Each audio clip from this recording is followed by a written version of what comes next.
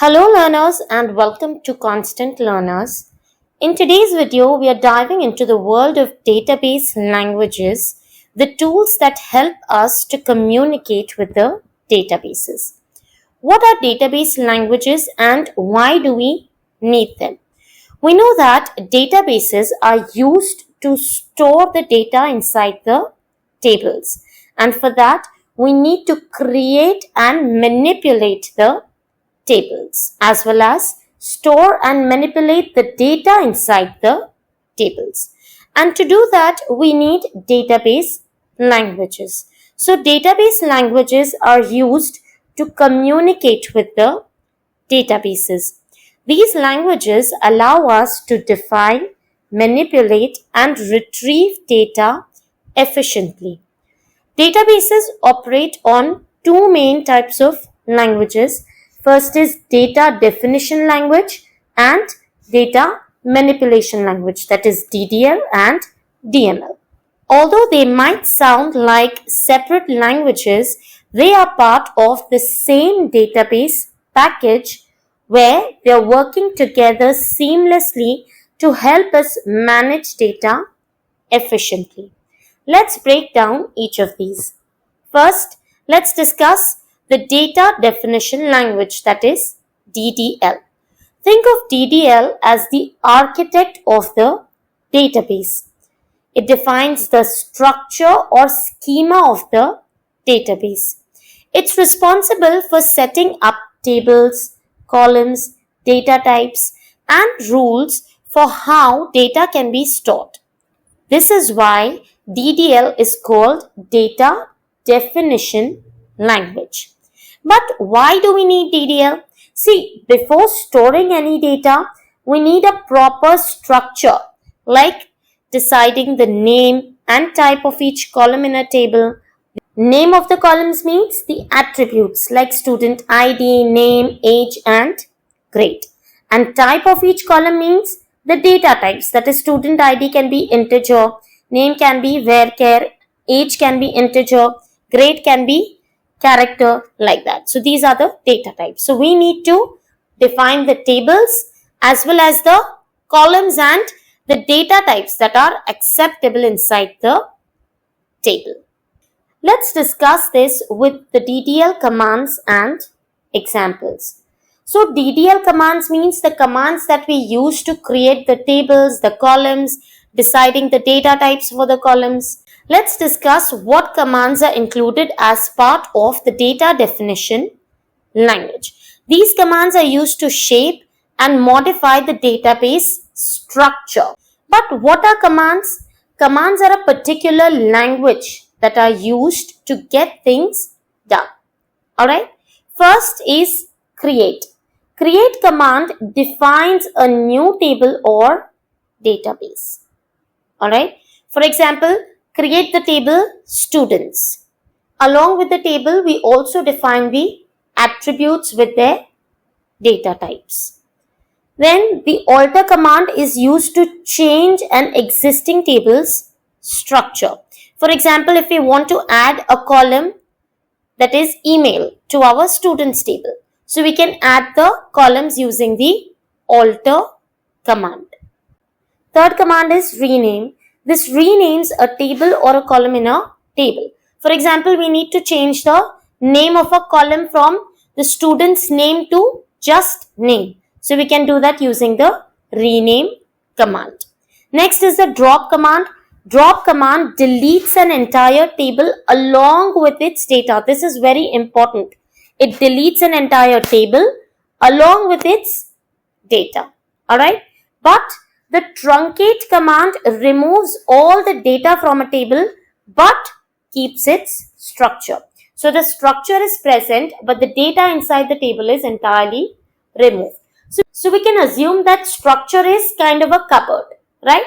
So we are creating the cupboard and its shelves. But the stuff that has to be kept inside the cupboard will come in the data manipulation language. Alright?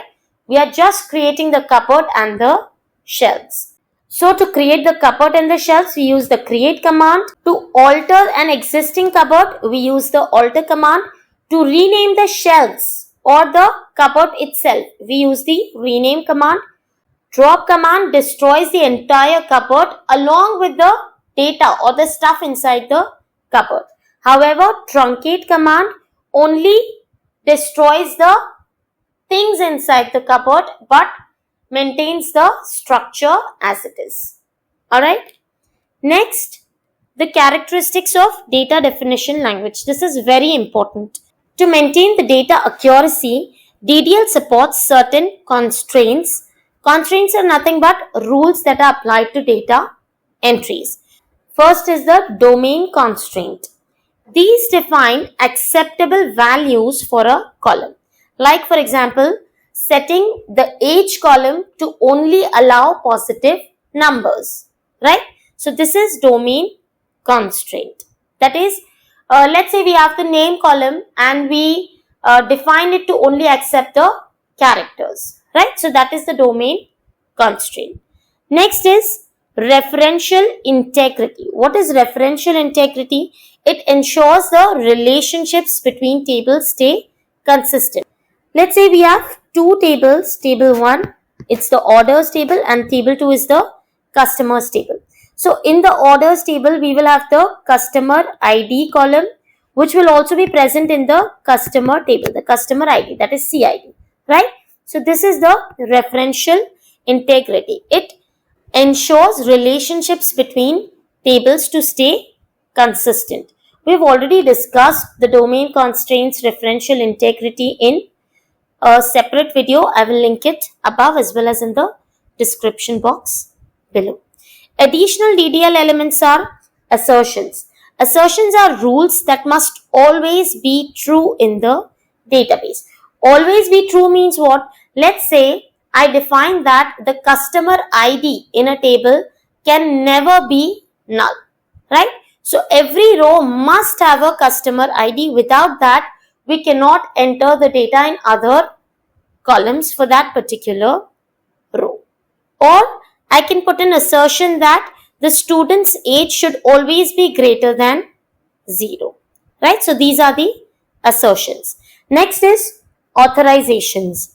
These control user access, that is defining who can read, modify or delete the data. That means what authorizations we are giving to which people, right? Example, only admin may have the permission to drop a table because that will delete the entire table along with the data inside the table. We cannot give this access to every person, right? Then data dictionary and metadata. This is a little vast.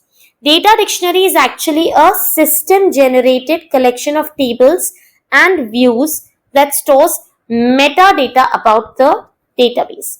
This metadata includes information like table names, column names and data types, constraints such as primary keys, foreign keys and unique constraints. Then we have the indexes and relationship between the tables, access privileges and authorizations for users. This data dictionary is not temporary. It persists as part of the database and is essential for database management.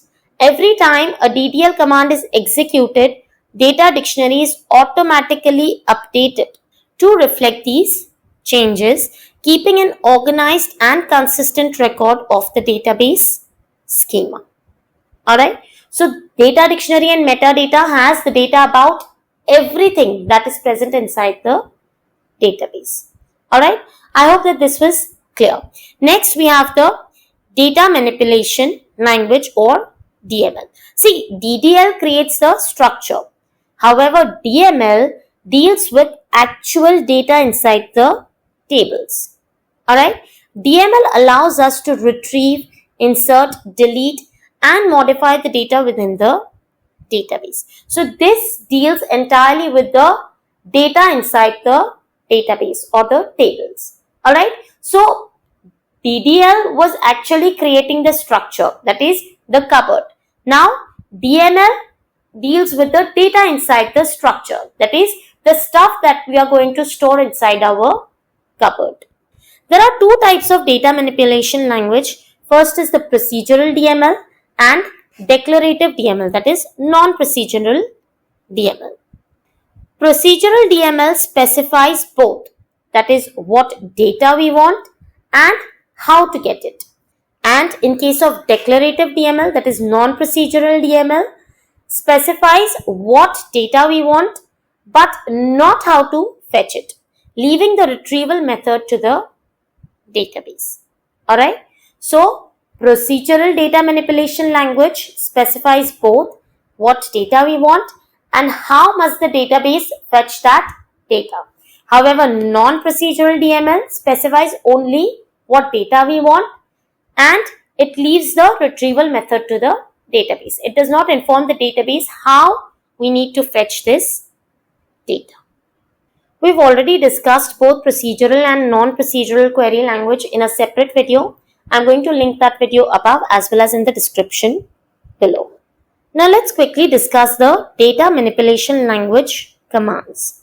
First, we have the insert command, which adds new records to a table. That means if you have to insert any new data inside the table, we use the insert command. Next, we have the update command. It modifies the existing data. For example, I've already stored some data inside the database and I need to change it, modify it.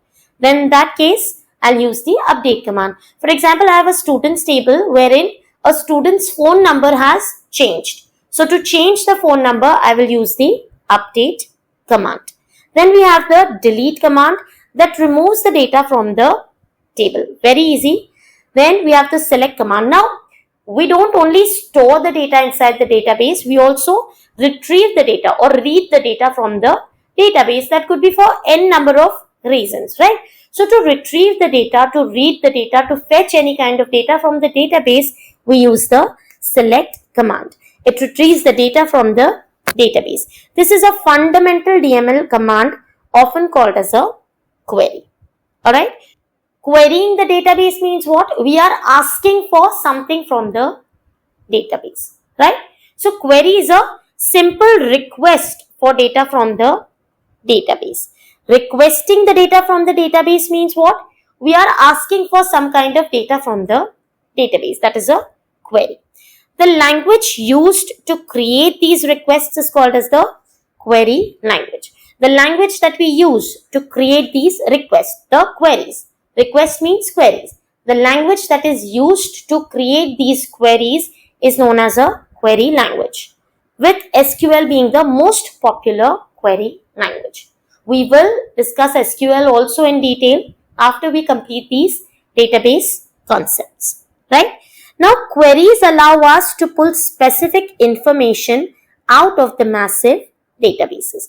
Now, databases are huge. There are so many tables inside the database, and inside these tables there is huge quantities of data, right? To remember everything, all the data that's being stored inside the database is not possible, and thus we use the queries to retrieve the data from the database, to pull out specific information that we need from the database. And to pull out this specific information, we use the query language. Alright. So that's all about data definition language and data manipulation language and database languages. Remember, DDL sets up the structure while DML manages the data within that structure. Together, they give us powerful tools to create, control, and interact with databases effectively.